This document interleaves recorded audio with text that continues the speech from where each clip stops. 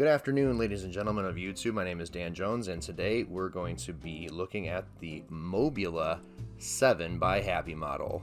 So this is the Happymodel MOBULA 7. This is my replacement tinywhoop for my unfortunate loss of a Tinyhawk. I absolutely love the Emax Tinyhawk.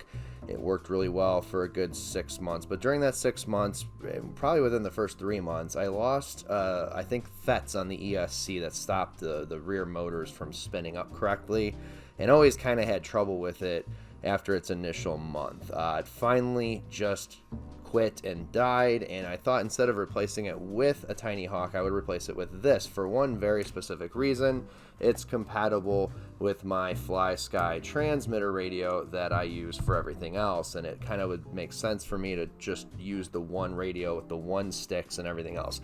Nothing against Emax, but the radio that ships with the Tinyhawk isn't very good, and I don't have a suitable FreeSky replacement to use on the Tinyhawk, so this just made sense. It's FlySky compatible. I love that right out of the box. I got this from Race Day Quads for a little under $100. I got the edition that comes with the sweet charger, the better charger, I guess. It charges multiple batteries instead of just one.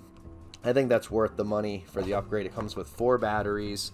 And then it comes with a little 3D printed thing so you can put them in 2S. It comes with 4 extra props. I've already actually wrecked a prop and had to replace it in a prop removal tool and a screwdriver.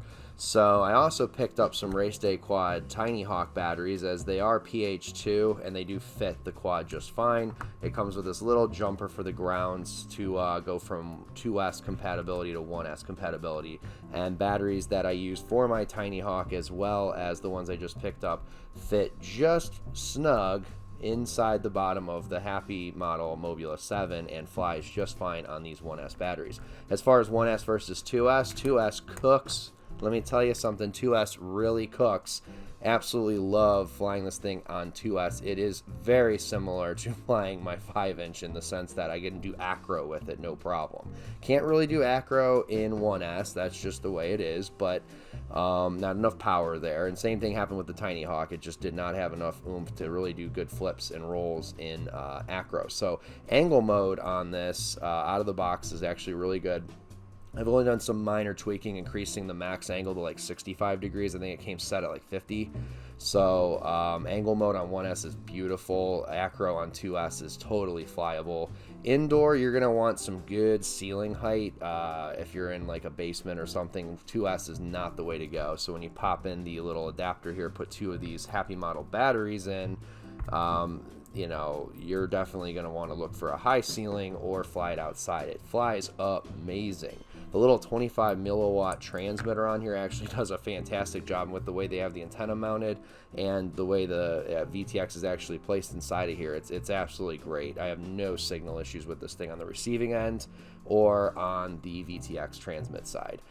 The camera is adjustable. I absolutely love that against the Tinyhawk. The Tinyhawk was so much fun, but that camera would come wiggle loose, and then you'd be kind of, you know, cattywampus, so that wasn't very much fun at all. This with a little Phillips head screwdriver it comes with, you can set the angle like the Tinyhawk 2, actually, and it stays put, and I think that's great. The camera quality is good enough. In high brightness, it washes out pretty easily, but beyond that, it's fine. For indoor and nice sunny day outdoor, it's totally flyable. I have no complaints about the camera. It's not the best, it's not the worst.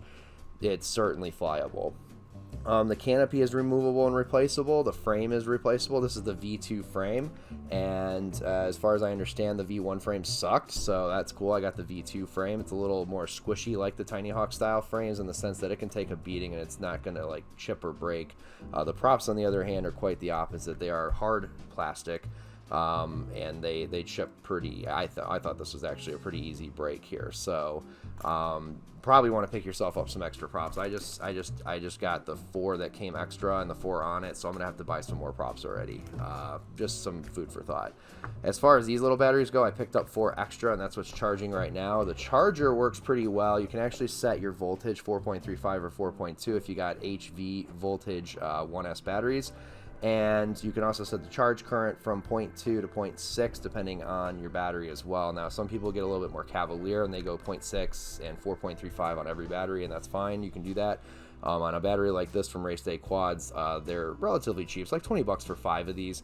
They are 4.2 volt and they're set for 0.2 volt. I could probably charge you, or 0.2 amp. I could probably charge these at 0.6 amp, no problem, but I just prefer not to.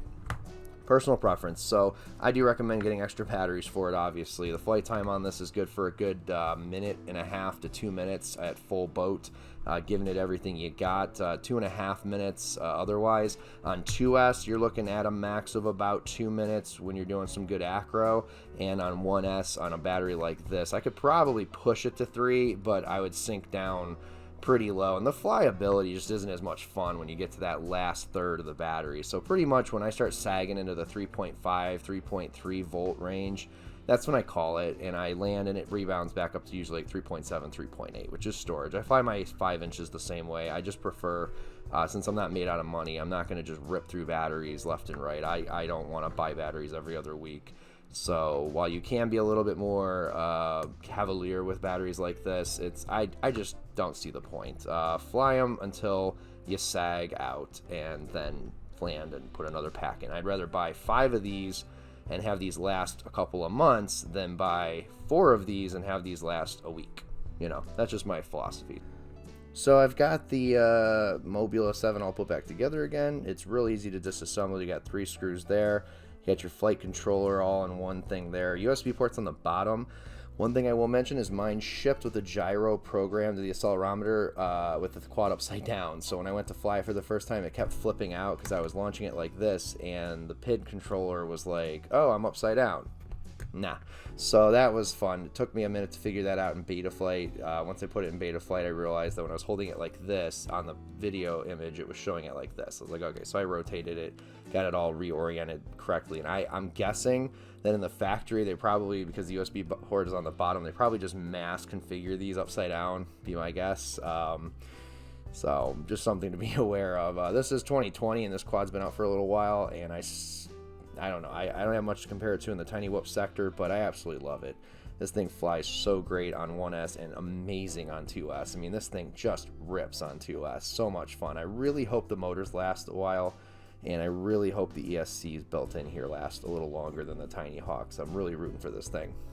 Only criticisms I really have is you have this big old bundle of wire down here. It's really hard to kind of figure out what you're going to do with everything, and this 3D printed part, while it works, is also not the snuggest hold on your batteries. So I mean, it holds them, but you get a crash and they're really not in there that great, and they tend to pop out if you land a little too hard. So just some food for thought there.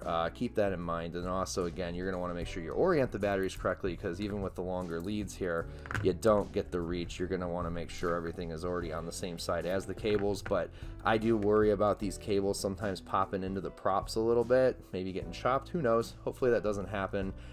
Durability of it, though, I stand by my statement earlier. This is super durable. This thing can take a hit like a champ so far. The charger it comes with, while it has all these neat little dip switches to go 0.6 amp charge rate to 0.2 amp, 4.2 volts to 4.35, the batteries it ships with are 4.35 high volt, and that's great. There is some coil whine coming off this thing, meaning that you'll hear the internals whining, probably a capacitor or something that's probably going to pop. It says input 7 to 25 volts. I'm giving it a 12 volt supply, and the supply is rated for 1.5 amps. So when you do the math on what the max current draw is of 6 batteries charging at one time, that supply should be just fine. The charger itself, I think, gets a little hot, and I mean, it's not like dangerously hot or anything, it's just a little warm, but I think there's some cheaper components in here. I have a feeling that this thing will quit working, and when that happens, I'll have to take it apart, find the capacitor that popped, and replace it. That's my guess. Based on the noise I'm hearing from it, it has a nice, significant sound of coil whine, which is either a loose capacitor shaking, or it could be like an inductor or something like that. So not an electronics expert, just my guess from what I know from like graphics cards and things like that have a similar symptom when they're under load, and it only happens when you're charging, not when it's just sitting idle. So just keep that in mind, that the charger is, you know, something you're probably gonna have to replace. So nice thing is, though, these are pH 2, so that means that I'll be able to use the charger that came with my Tinyhawk. The only downside of this charger is that it is only going to charge them up to 4.2 volts. This does not go beyond 4.2. It's USB, but you do get 6 at a time, so maybe pick something like this up, or just get a decent 1S charger, and that's something on my shopping list. So that's all I got for this. Hopefully you enjoy some flight footage from it, and I'll just inject some other flight footage too, and I can't really think of anything else to say other than you get some really cool stickers, and race day quad shipping is pretty fast. I would have bought this from Get FPV, but they didn't have the FlySky one. So honestly, that was really my biggest reason for wanting this particular unit, was because it was compatible with FlySky, period. That was why. I like my FlySky radio. So hopefully you enjoyed this video. If you did, hit thumbs up and share it, like it, blah, blah, blah. I appreciate it, and thank you for watching.